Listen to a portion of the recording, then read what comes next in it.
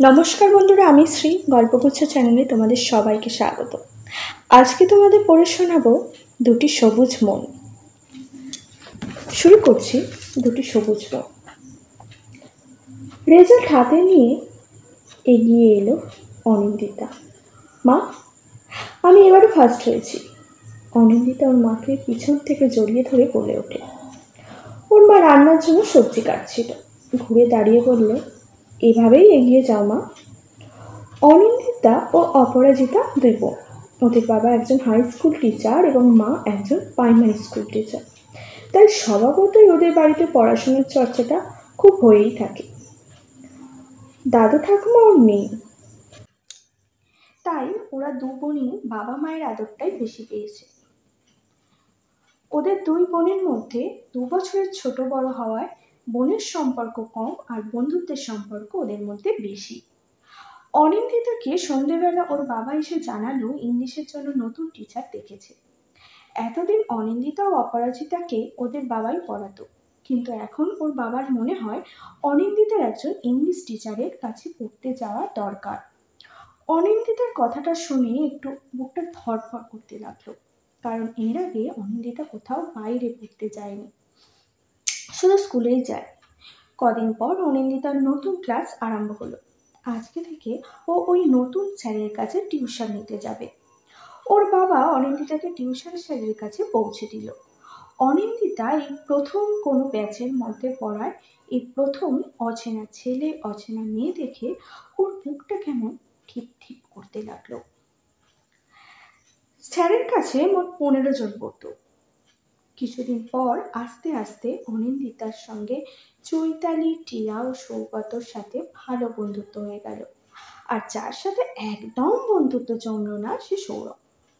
সৌরভ অনিন্দিতার থেকে 1 বছরের সিনিয়র। অনিন্দিতা আসার পর সৌরভের অনিন্দিতাকে বড় লোকের ন্যাকামি করা মেয়ে মনে হতো। প্রথম দিন থেকেই সৌরভের অনিন্দিতাকে একদম পছন্দ হয়নি।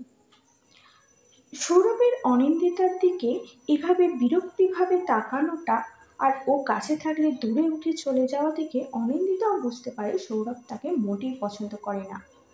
অনিন্দিতা বুঝতে পারে না সৌরভ তাকে কেন পছন্দ করে না, সে তো সৌরভের কোনো ক্ষতি করেনি।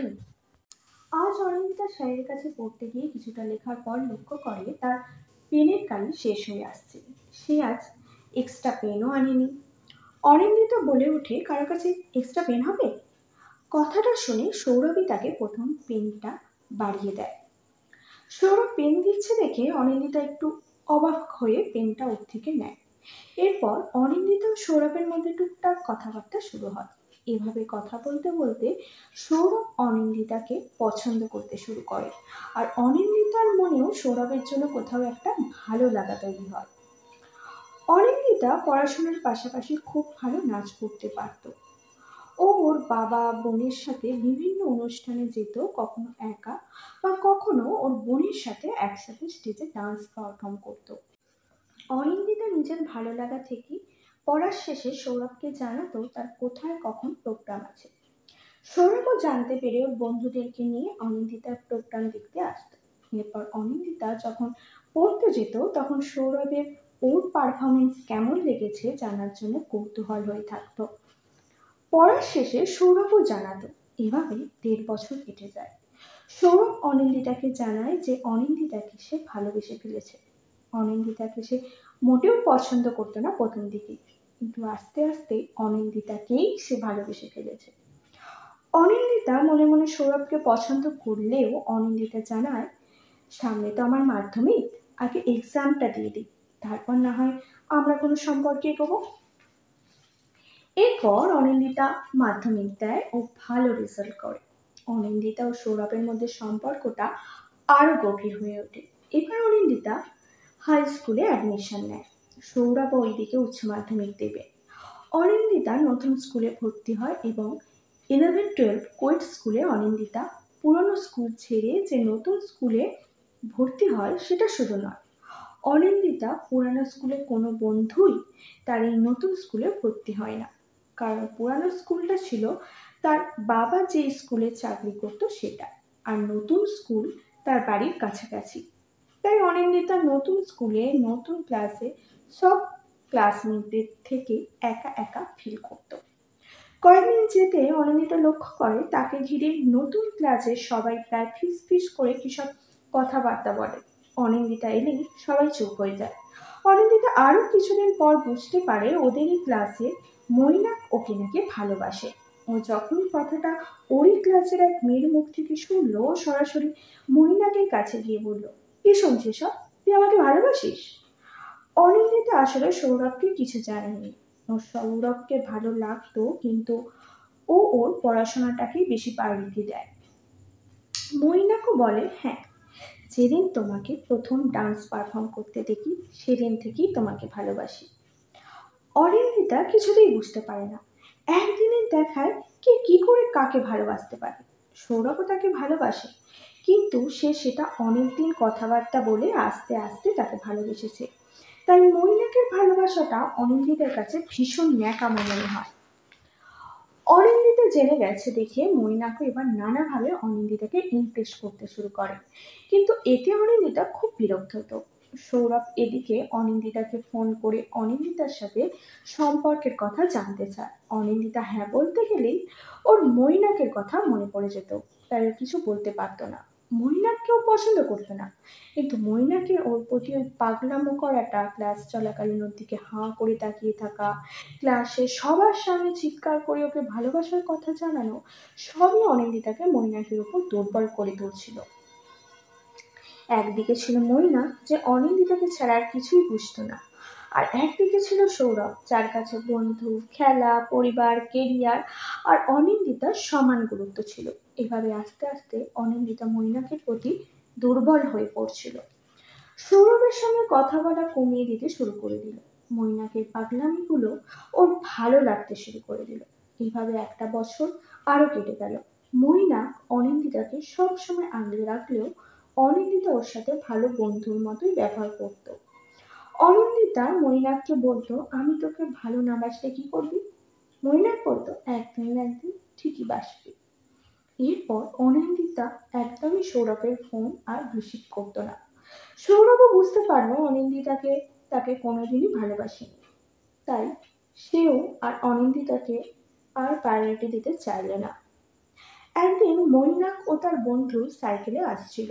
মৈনাকের এক বন্ধু অনিকেত সাইকেল চালাচ্ছিল, আর পিছনে ছিল মৈনাক। রাস্তার ধারে একটা সুন্দর ফুল দেখে মৈনাক ওই ফুল সাইকেলের পিছনের সিটে বসিয়ে তুলতে যায়, আর সামনে থেকে সেই সময় একটা লরি আসে অনিকেতের দিকে। অনিকেত সাইকেলের টাল সামলাতে পারে না। অনিকেত ও মৈনাক দুজনেই সাইকেল থেকে পড়ে যায়। অনিকেত পড়ে ধারের দিকে আর মৈনাক পড়ে রাস্তার মাঝখানে। লরি মৈনাকের মাথা একদম গা দিয়ে ধাক্কা মারে। মৈনাকের মাথা রক্তারক্তি হয়ে ওখানেই পড়ে থাকে। অনিকেত উঠে রাস্তার লোককে ডাকতে থাকে, কিন্তু ওই ভয়ানক অ্যাক্সিডেন্ট দেখে কেউ এগোতে আসে না। শেষে কয়েকজন স্থানীয় লোক এসে ওকে নার্সিং হোমে নিয়ে যায়। মৈনাক মৃত্যুর সঙ্গে লড়াই করতে থাকে আইসিইউতে। অনিন্দিতা জানতে পেরে অনিকেতের উপর রাগারাগি করতে থাকে। মৈনাকের মা, দাদা, ওর পরিবার, বন্ধুরা সবাই নার্সিংহোমে আসে। অনিন্দিতাও বুঝতে পেরেছে ও মৈনাককে কতটা ভালোবেসে ফেলেছে। অনিন্দিতা ওর বাবা মাকে মৈনাকের কথা জানায়। মৈনাকের গরিব পরিবারের ছেলে হওয়ায় প্রথমে ওর বাবা রাজি হয় না, কিন্তু অনিন্দিতার মৈনাকের জন্য ছটপট করতে থাকে, সারাদিন কাঁদতে থাকে। ওর বাবা বুঝতে পারে অনিন্দিতাকে খুব ভালোবাসে। অনিন্দিতার পরিবার মৈনাকের পরিবারের পাশে দাঁড়ায়। মৈনাকের কোনো জ্ঞান আসে না। ডাক্তার 72 ঘন্টা সময় দেয়। প্রায় 50 ঘন্টা পর মৈনাকের জ্ঞান ফেরে, কিন্তু মৈনাক কাউকেই চিনতে পারে না। শেষে ডাক্তারদের অনেক চেষ্টায় আর সবার প্রার্থনায় মৈনাকের কিছু কিছু স্মৃতি মনে পড়ে, সবাইকে চিনতে পারে, কিন্তু ভুলভাল বকতে থাকে। অনিন্দিতা জানতে পেরে যেন নিজের প্রাণ ফিরে পায়। নর্মাল বেডে দেওয়া হয় মৈনাককে।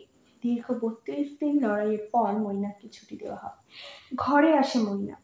পুরোপুরি সুস্থ নয় সে, এখনো সে ভুলভাল বকছে। অনিন্দিতা রোজ মৈনাকের বাড়ি এসে মৈনাকের সাথে সময় কাটিয়ে বাড়ি ফিরত।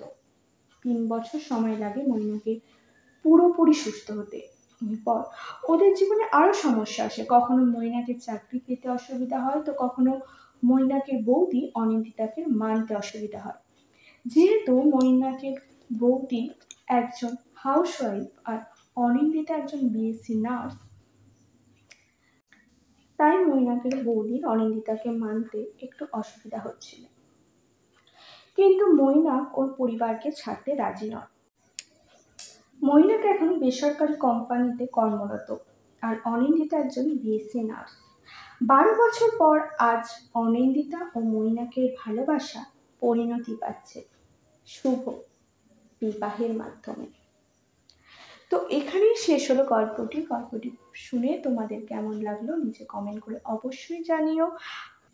আর এরকম নিত্য নতুন ভিন্ন স্বাদের গল্প পেতে গল্পগুচ্ছ চ্যানেলটি সাবস্ক্রাইব করে নিও। দেখা হচ্ছে তোমাদের সঙ্গে পরের কোনো গল্প নিয়ে।